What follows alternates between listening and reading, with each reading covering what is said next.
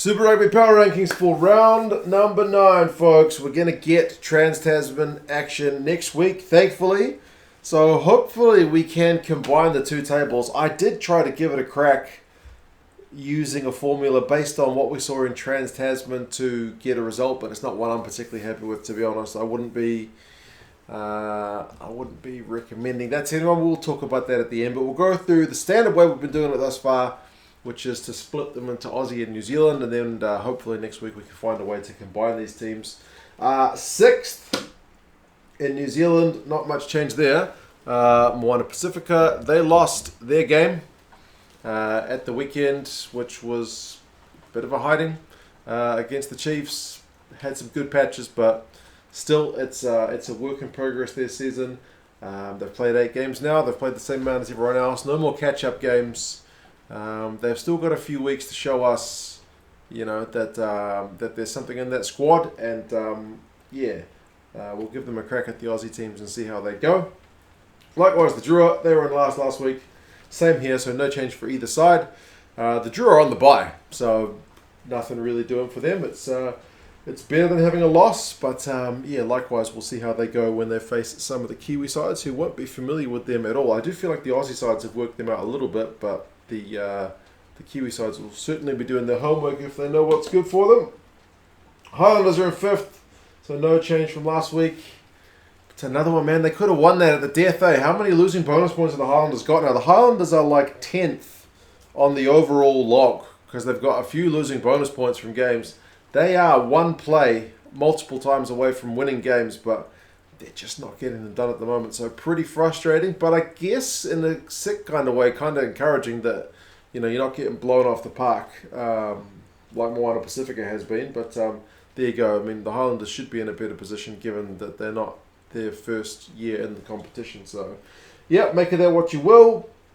The Force are in 5th for the Aussie teams. The Force are actually in 8th overall on the log, so they're ranked above the likes of the Rebels. But, I don't think their recent form has been great. The other teams, someone else mentioned it, the other teams seem to have taken a little bit of a step forward.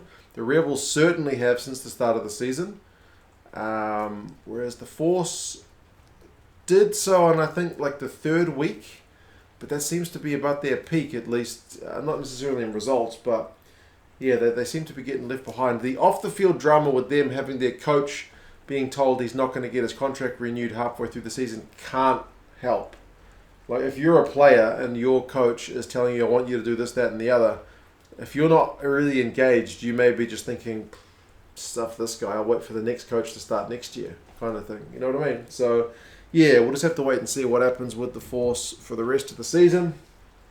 4th from NZ, I got the Canes. The Canes, likewise, are looking there or thereabouts, eh? I mean, I know they beat the Highlanders, and that was a tough game, but I don't think the Hurricanes are that far away, eh? They certainly didn't blow the Highlanders off the park, but a couple of good results in the Hurricanes could certainly threaten. I mean, attack-wise, they are one of the easiest teams on the eye to watch this season, that's for sure.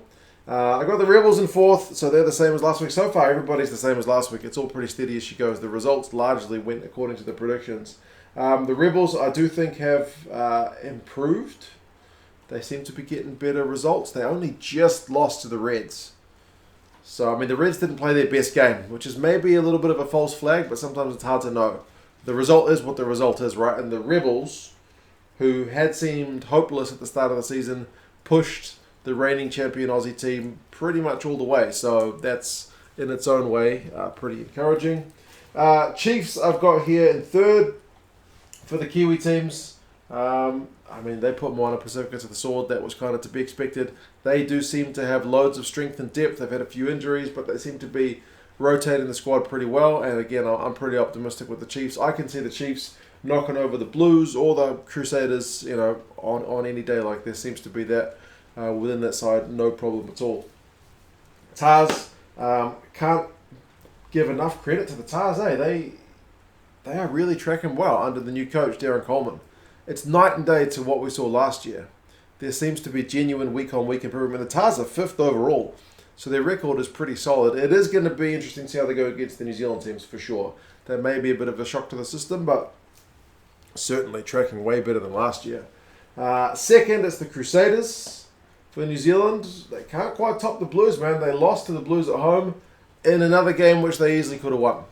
So, yeah, I mean, sometimes you get them. Like the Crusaders have had a couple of close calls the week before, and they've managed to get over the line. This one, just not quite. But, I mean, anyone doubting the Crusaders' kind of title contentions would be mad, I would say. Brumbies are the only team in Australia that have got on the move. They're down. Well, the only other team I've got on the move is the Reds, obviously. But, yeah, the Brumbies are on the bye. So, nothing much doing. The Blues... Well, that's the third week I've had them first. In the first 2 weeks, I've still kind of questioned it, saying, well, we only beat, like as people have said, you only really beat Moana Pasifika twice. You beat the Highlanders. We did manage to beat the Chiefs. And since then, we've beaten the Chiefs again. Kept them pointless.